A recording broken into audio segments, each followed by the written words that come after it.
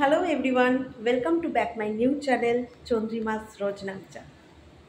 আজকে আমাদের পুরীর শেষ দিন হয়ে গেল ঘোরা। আজকে আমাদের বাড়ি ফেরার পালা। রাতের ট্রেনও একটা দারুণ জার্নি আছে, টেরিফিক জার্নি।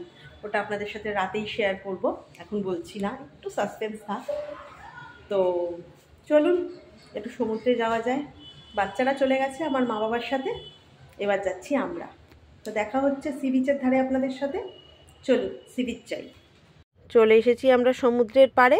ওই যে ওখানে বসে আছে রাই আর আমার মা, আমার ছেলেও বোধহয় আছে ওখানেই। আজকে রবিবার, আজকে যেন ভিড়টা আরও মনে হচ্ছে অতিরিক্ত বেশি। আজকে তো আমরা চলে যাব, আর আজ যারা এসেছেন পুরীতে তারা হয়তো বছরের শেষ দিন আর বছরের শুরু দুটোই হয়তো পুরীতে কাটাবেন বলেই এসেছেন।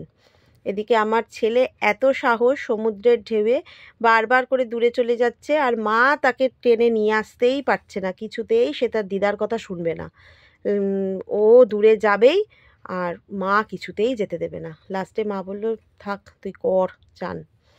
যাই হোক, এইভাবেই হয়তো বাচ্চারা এরমই করেই হয়তো করে, আমরাও করেছি সমুদ্র দেখে। তো আজকে তো আমরা বাড়ি ফিরে যাব, তো বেশি সময় নষ্ট করা যাবে না। আমিও বলছি তাড়াতাড়ি করে ওঠার জন্য, কিন্তু এদিকে আমার মা আর বাবা একটা ফ্লাইং ডিস্ক নিয়ে এসছে।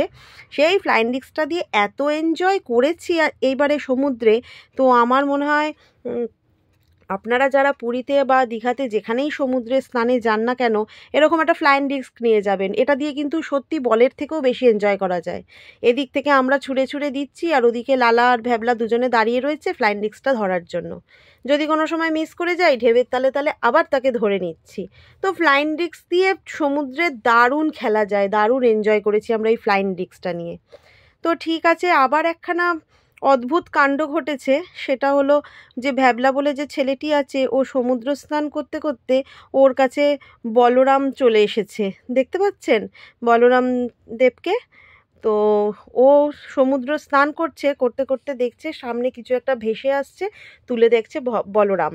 তো মনটা তো ভীষণ ভালো হয়ে গেল। পুরীতে এসে এরকম একটা প্রাপ্তি সে তো ভাবাই যায় না। তো যাক, বলরামজিকে আমরা নিয়ে যাব বাড়ি, নিয়ে গিয়ে ওনাকে পুজো করা হবে। তো চলুন একবার সমুদ্রকে দেখে নিই। আজকেই সমুদ্র স্নান এবারের মতো শেষ। এরপরে আবার আমাদের সমুদ্র যেদিন টানবে সেদিন আমরা আবার আসব সমুদ্রে। আর সময় নষ্ট না করে হোটেলে গিয়ে খাওয়া দাওয়া করে আমরা যাব মার্কেটে। চলে এসেছি আমরা মার্কেটে। আজকে রাতের ট্রেন, তো সেই জন্য বাকি যা যা মার্কেটিং বাকি আছে সেগুলো আমরা করে নেব। এখানে একটা গোপাল ঠাকুরকে আমি দেখলাম। দাঁড়ান ক্যামেরাটা ঘুরিয়ে নিয়ে যাই একবার। এই দেখুন, দেখেছেন কি সুন্দর, কত বড় গোপাল, দারুণ লাগে। আর এই দোকানের ভেতরে আসলে লালা আর দীপালি ঢুকেছে জগন্নাথ দেব নেবেন বলে। জগন্নাথ, বলরাম, সুভদ্রাকে বাড়িতে প্রতিষ্ঠা করবে। এখানে একটা ভালো পাওয়া গেছে, খুবই সুন্দর, কিন্তু এটা ওরা নেয়নি। এটা না ফিনিশিংটা খুব একটা ভালো না, তো অন্য দোকান থেকে নিয়েছে। ওরা বাড়িতে জগন্নাথ, বলরাম, সুভদ্রাকে প্রতিষ্ঠা করবে। আমার বাড়িতেও করা আছে, এতটা বড় না হলেও ছোট, কিন্তু ঠাকুর তো ঠাকুরই, ছোট আর বড় সেটা আপনাদের সঙ্গে আর একবার আমি বাড়িতে গিয়ে শেয়ার করব। আর এখানে আমার ছেলে ক্লান্ত হয়ে গেছে মার্কেটিং করতে করতে। তো এই দোকানটায় দেখুন কি সুন্দর সুন্দর চুড়িদারের পিস, গায়ে স্টোল, শাড়ি, খুব সুন্দর। আসলে পুরীর শাড়ি তো খুবই সুন্দর হয় দেখতে।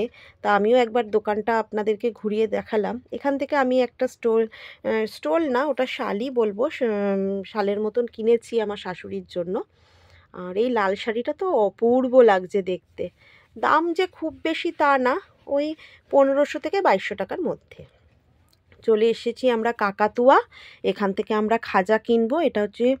এটা অরিজিনাল কাকাতুয়া দোকানে কাকাতুয়া লাগা থাকে, খাঁচায় বন্দি। তো এখান থেকে আমরা খাজা কিনে এবার আমরা স্টেশনের উদ্দেশ্যে রওনা দেব।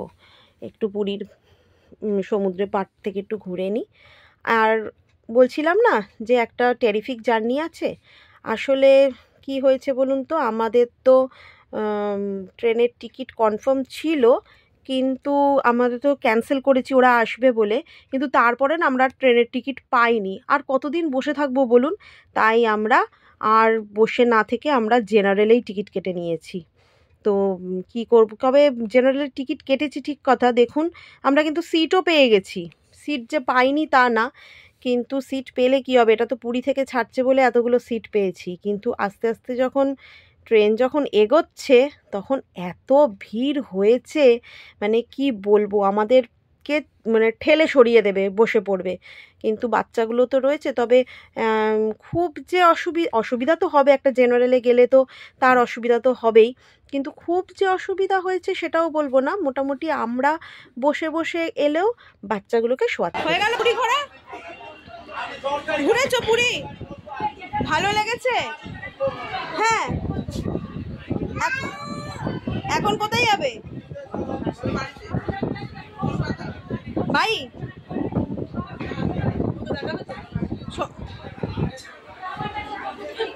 সমুদ্র দেখেছো? রাই মন খারাপ একটু, কেন বাড়ি যাচ্ছিস বলে? তাই পড়াশোনা কতদিন থাকবি বল, পুরী ঘুরতে তো হবে, ভালোই লাগে পুরী ঘুরতে। কি শেফালি, কি হলো শেফালি? আর আমার দুঃখ, প্রথমবার পুরীতে এসেও আমার বর জগন্নাথ কিনে দেয়নি, অথচ আমি সুভদ্রাকে পেয়ে গেছি, বলরামকে। হ্যাঁ, সেটা তো দেখলাম, পুরীতে ভ্যাবলা এসে সমুদ্রে বলরামকে পেয়ে গেছে, অথচ জগন্নাথ আমার ঘরে গেল না। তাহলে মনে হয় নেক্সট আর একবার পুরী আসো, জগন্নাথ সুভদ্রাও তোমার কাছে নিজে থেকে আসবে, ওরাও যখন এসেছে ইনি এসছেন যখন ওনারাও আসবেন, মন খারাপ করো না, ঠিক আছে চলো। হয়ে গেল পুরী ঘোরা, ট্রেন ছেড়ে দিল পুরী স্টেশন থেকে শালিমারের উদ্দেশ্যে। এখন দেখছি সব বেশিরভাগ ট্রেনই হাওড়া থেকে নয়, শালিমার থেকেই ছাড়ছে, হাওড়ার ভিড়টা কমানোর জন্যই এটা করা হচ্ছে, তো খারাপ নয়, ঠিকই আছে। সকাল হয়ে গেছে, সারা রাত্রি মোটামুটি আমরা বসে কাটালেও বাচ্চা তিনটেকে কিন্তু আমরা শোয়াতে পেরেছি, তারা তিনজনেই কিন্তু ঘুমিয়েই এসেছে। প্রথমে ভেবেছিলাম হয়তো কিভাবে যাব, বসতে পারবো নাকি সারা রাত্রি দাঁড়িয়ে যেতে হবে, বাচ্চাগুলোকে কিভাবে রাখবো, কিন্তু জেনারেলে তো কোনোদিনও আসিনি, আসলে এটাই প্রথম আমাদের এক্সপিরিয়েন্স জেনারেলের, কিন্তু যতটা ভয় পেয়েছিলাম ততটা আমাদের অবস্থা খারাপ হয়নি, আমরা বসেই এসেছি, বাচ্চাগুলোকেও শুয়ে নিয়ে এসেছি। তো এটা হচ্ছে শালিমারের স্টেশন ঢুকছে, আমরা চলে এসেছি শালিমার স্টেশন, এবারে আমরা একে একে নামবো, নেবে ব্যাগপত্র ঠিক করে সাবধানে নিয়ে বাইরে গিয়ে আমরা গাড়িতে উঠব। আমার মা দুটো গাড়ি বলে রেখেছে, তাই আর গাড়ির অতটা চিন্তা নেই যে কি গাড়ি পাবো না পাবো, কাকে বুক করব, তো আমরা ফোনও করে দিয়েছি, তারা আমাদের নিতে স্টেশন চত্বরে চলেও এসেছে। ওই দূরে দেখুন একটা ট্রেন দাঁড়িয়ে আছে, ট্রেনটা মনে হয় কোথাও যাচ্ছে, আজ আমরা যেমন ফিরছি তারা হয়তো কোথাও হয়তো ঘুরতে যাচ্ছে, তাদের মনে একরাশ আনন্দ, আর আমরা বাড়ি ফিরছি তো তাই আমাদেরই একটু হলেও তো দুঃখ হবে, তাও বাড়িতে তো ফিরতেই হবে, কতদিন আর ঘুরবো। যাই হোক, চলে এসেছি, এবার আমরা আস্তে আস্তে নেবে যে পথ দিয়ে এসেছি সে পথ দিয়েই আবার বাড়ি ফেরার পালা।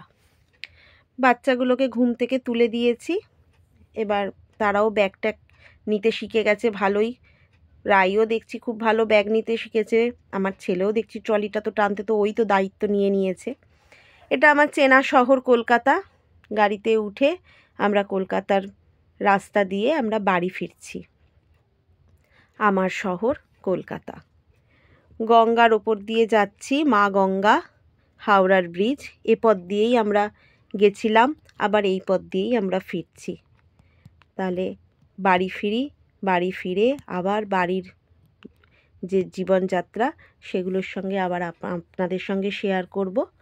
তো পুরীর ঘোরার ভিডিও এখানেই শেষ, আজকের মতন ভিডিওটা এখানেই শেষ করলাম। আপনারা সবাই ভালো থাকবেন, আমার ভিডিওটা দেখবেন, ভালো লাগলে লাইক করবেন, কমেন্ট করবেন আর সাবস্ক্রাইব করে দেবেন। Thank you.